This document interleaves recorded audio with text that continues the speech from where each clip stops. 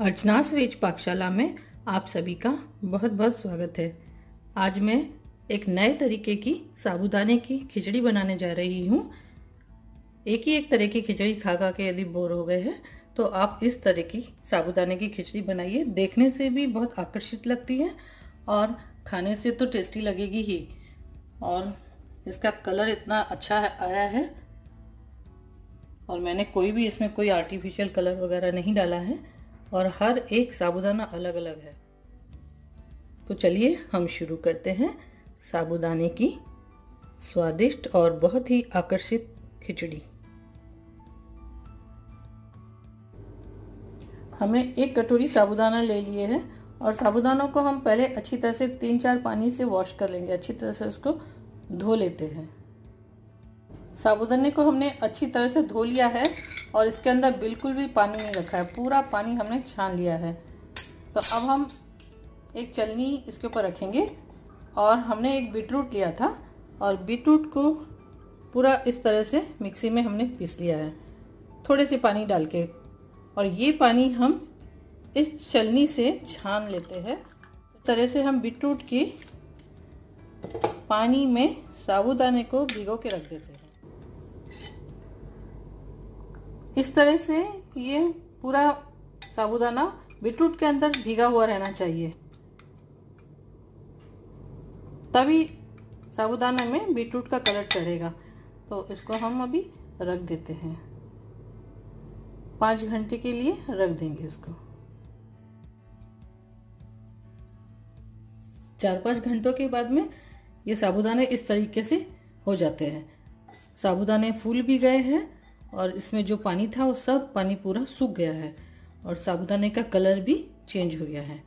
और साबूदाने जब हम ऐसे हाथ से दबाते हैं तो इस तरीके से पूरे टूट जाने चाहिए। अब हम इससे खिचड़ी बनाएंगे। एक पैन को हमने गैस पे चढ़ा दिया है और उसमें हम 1 चम्मच तेल डालेंगे। तेल कोई भी डाले।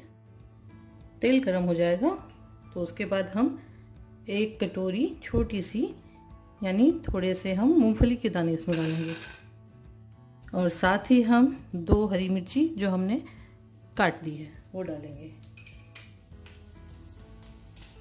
और इसको जब तक मूंगफली थोड़ी सिक जाए तब तक इसको हम थोड़ा हिलाएंगे।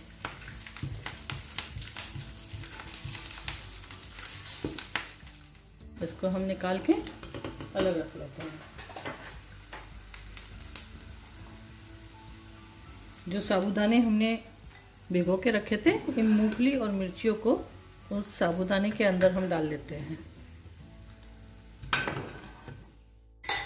तेल गरम है, इसके अंदर हम जीरा डाल देते हैं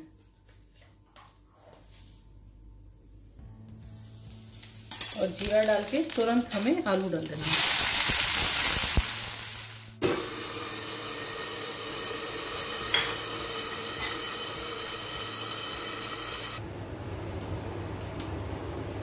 आलूओं को हमें लाल होने तक तेल में ऐसे ही फ्राई करना है। तो लाल इस तरीके से लाल होने चाहिए जैसे हम चिप्स फ्राई करते हैं।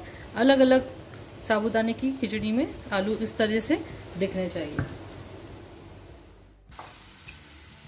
साबूदाने और जो मूंगफली हमने फ्राई करके रखी थी ये सब इसमें डाल देते हैं।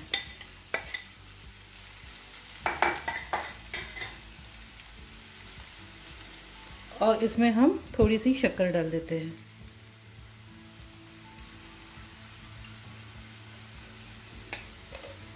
स्वाद के अनुसार नमक भी डाल देते हैं।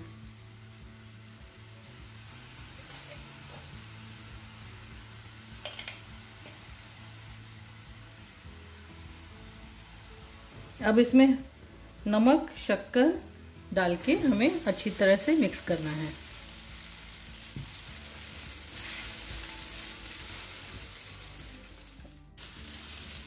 बस ये थोड़े ट्रांसपेरेंट हो जाए और ये खिचड़ी बनकर एकदम रेडी हो जाएगी। और इसके अंदर ऊपर से नींबू का रस डाल देंगे।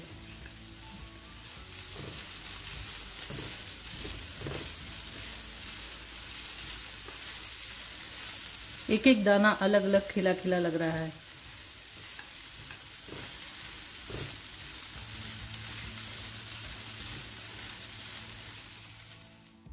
नमक शक्कर दोनों डाला है इसमें हमने, तो उससे इसका बैलेंस बहुत अच्छा बन गया है और एक एक दाने अलग अलग खिले हुए हैं।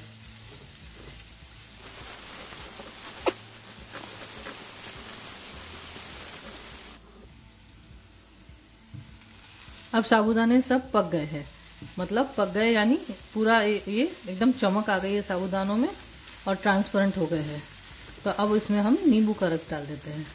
आधा नींबू का रस लेंगे और नींबू का रस इसमें डाल देते हैं।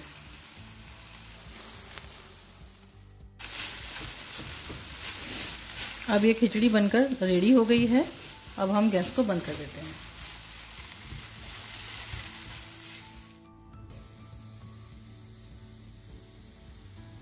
साबूदाने की खूबसूरत सी खिचड़ी बनकर रेडी हो गई है। अब हम इसे सर्विंग बाउल में निकाल लेते हैं। हमने 10-12 बादाम लिए हैं और बादाम का हमने पाउडर कर लिया है। आप चाहे तो इस खिचड़ी में बादाम भी डाल सकते हैं। बादाम डालने से ये और ज़्यादा टेस्टी बनेगी। तो इस तरीके से भी आप खा सकते हैं और बादाम भी डाल सकते हैं। ऐसे करेंगे, ऐसे बनाएंगे तो भी देखिए एकदम परफेक्ट बनी है। और इसमें मैं थोड़े से अभी बादाम मिलाती हूँ। तो बादाम का चूरा मैंने मिला दिया, क्योंकि बादाम का पाउडर मिलाने से कलर में थोड़ा फ़र्क आ जाता है और तो कुछ नहीं है।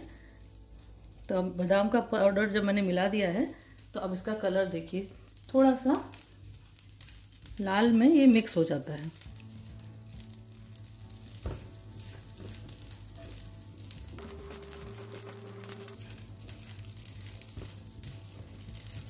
तो ये मैंने बादाम पाउडर मिलाया है।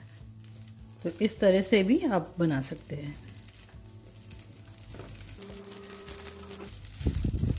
हर एक दाना यहाँ भी एकदम देखिए एकदम अलग अलग है सब दाना, कोई एक दूसरे से नहीं चिपक रहा है। और इसे आप गरम गरम ही सर्व कीजिए।